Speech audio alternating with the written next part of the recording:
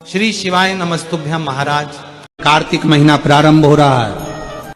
कभी अगर मौका लग जाए और बहुत कर्जे में लगा हो गए, बहुत तकलीफ में पड़ गए, बहुत कष्ट में पड़ गए, प्रयास करना।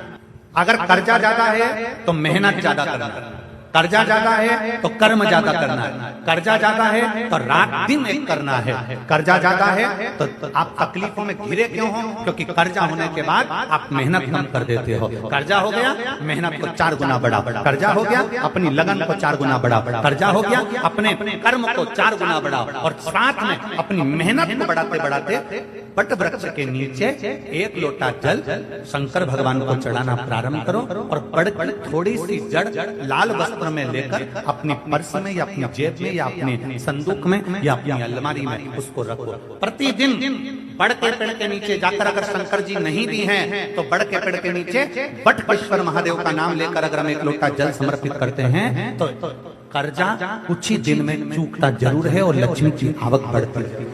इसमें केवल बड़ के पेड़ के नीचे जल चढ़ाना नहीं, अपनी मेहनत को 4 गुना करना, अपने परिश्रम को 4 गुना करना, अपनी लगन को 4 गुना बढ़ाना, अपने कर्म को 4 गुना करना। जितनी मेहनत आज तक करते थे उस मेहनत को दुगना बढ़ा लीजिए, 4 गुना बढ़ा लीजिए, और फिर आगे बढ़ेगा। फिर कहीं ना कहीं परमात्मा तुम्हें संभाल लेगा। शंकर को चढ़ाया गया जल तुम्हें संभाल लेगा, शंकर को चढ़ाया गया एक जरा सा जल भी तुम्हें संभाल लेगा। अशोक सुंदरी का स्थान सबको मालूम है ना?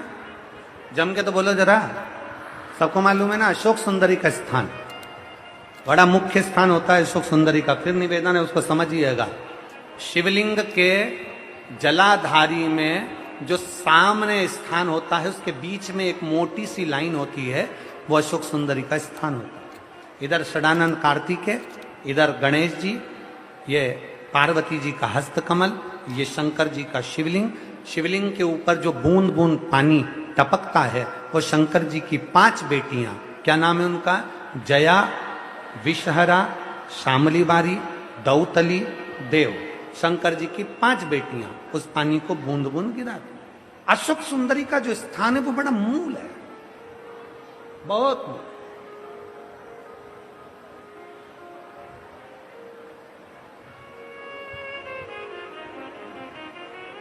यहां तक कहेंगे हम,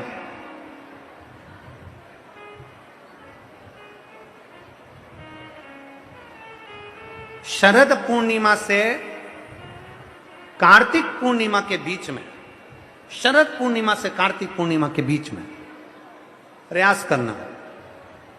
दुकान नहीं चल रही हो, व्यापार नहीं हो रहा हो, तकलीफें बहुत ज्यादा हो, घर में क्लेश जाता हो, अशांति ज्यादा हो, पैसे नहीं आ रहे हो, 1 रुपया कमा रहे 100 रुपये खर्च हो रहा, बहुत टेंशन है, तो शरद पूर्णिमा से कार्तिक पूर्णिमा तक एक हल्दी और कुंकू, ये थोड़ा सा मंदिर में लेकर जाइए। हल्दी और कुंकू जरा जरा सा ले जाओ।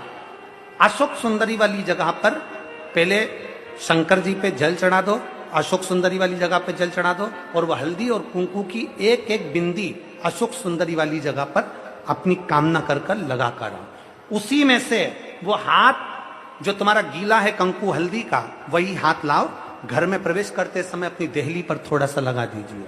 शरद पूर्णिमा से कार्तिक पूर्णिमा तक कर कर देखो, उसके बाद में फिर बताना कि मेरा देवाधिदेव महादेव ने तुम्हारी झोली भरी कि ना भरी, भंडार भरा कि नहीं। शरद पूर्णिमा से कार्तिक पूर्णिमा के भीतर 1 महीना, कार्तिक का महीना भगवान शंकर की अविरल भक्ति का महीना है। षडानंद कार्तिक का महीना, कार्तिक का महीना मतलब भगवान शंकर के पुत्र कार्तिकेय महाराज का महीना है।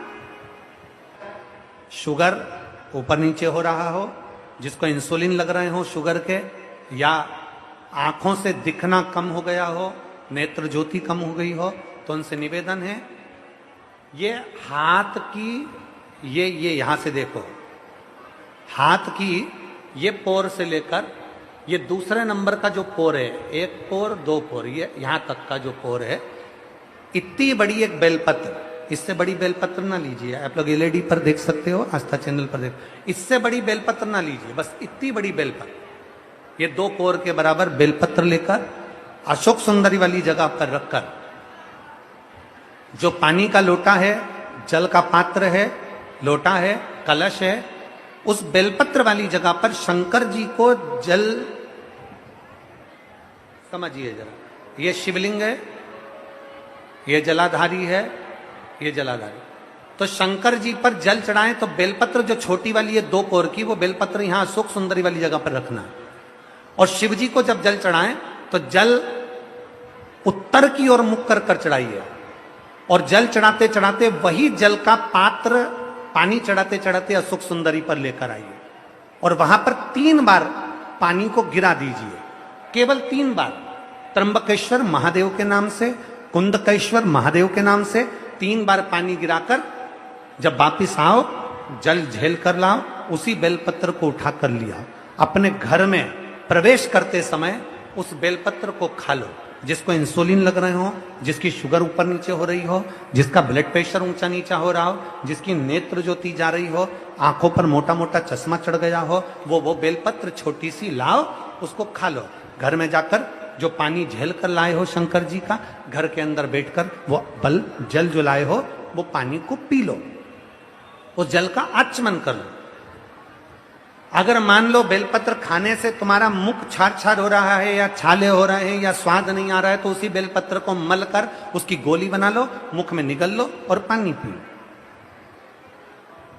जिसकी शुगर आज ऊपर नीचे हो रही है, वो कल करके देखना और कल हमको बताना कि आपकी शुगर लेवल में आई कि नहीं। अगर शुगर ऊंची नीची हो रही है तो आज ही कर देखो।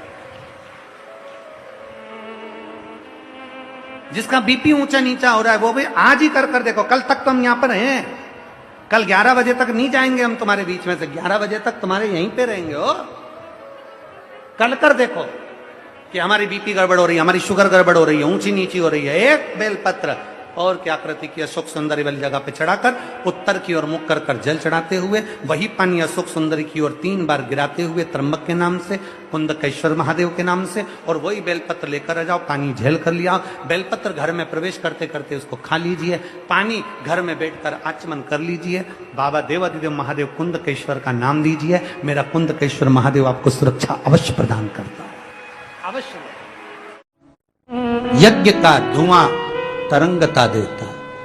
कभी मौका मिले हम तो कहेंगे हर घर में, प्रत्येक घर में महीने में 2 महीने में 1 बार तो तुम धूप छोड़ी दिया करो, या यज्ञ करी लिया करो। एक थोड़ा सा यज्ञ पूजन, थोड़ी सी कंडा जलाया, गोबरी जलाई, घी शक्कर लिया, छोड़ दिया। भगवान के नाम कहीं छोड़ दो, जरूरी नहीं है कि तुम्हें कुछ मांगना ही है उसलिए छोड़ो। भगवान का, प्रभु शिव कहकर ही छोड़ दो, नारायण कहकर ही छोड़ दो, राम कहकर ही छोड़ दो, कृष्ण कहकर ही छोड़ दो, उसको दे दो।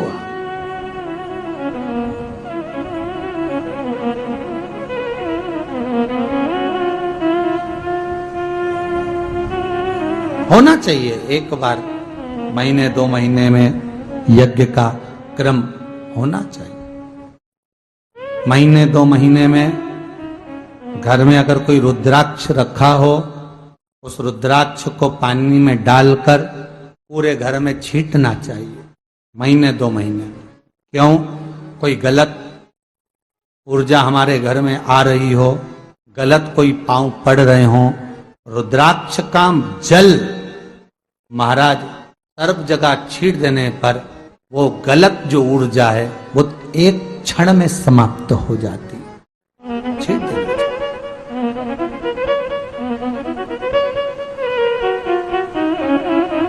रुद्राक्ष नहीं हो तो शंख का जल छीटो। हमारे यहां तो आज भी हिंदू धर्म में नियम है, आरती के बाद शंख का पानी जल छीटा जाता है।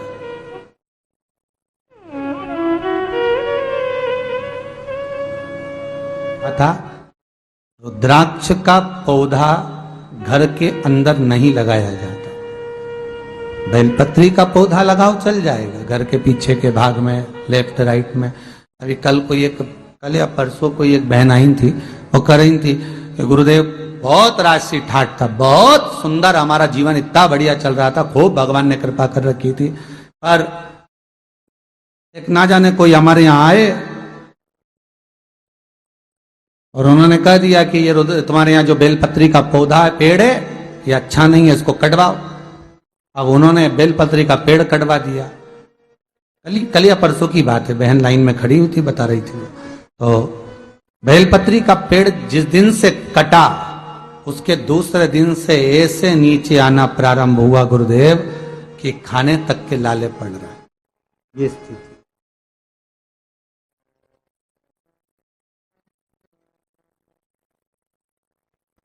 महाराज, पीपल का अगर वृक्ष घर में लगा हुआ है, उसको भी हटाने का एक तरीका है। बेलपत्री का पेड़ घर में लगा है, उसको भी हटाने का एक तरीका है। शमी का पेड़ घर में लगा है, उसको भी हटाने का एक तरीका है। बड़ का पेड़ घर में लगा है, उसको हटाने का एक तरीका है।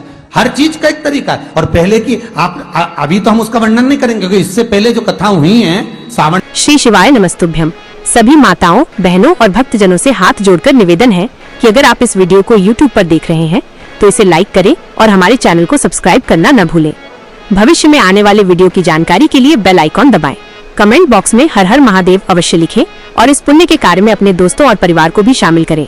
इस वीडियो को उनके साथ शेयर करें ताकि वे भी इसे सुनकर लाभ उठा सकें। श्री शिवाय नमस्तुभ्यम। हर हर महादेव।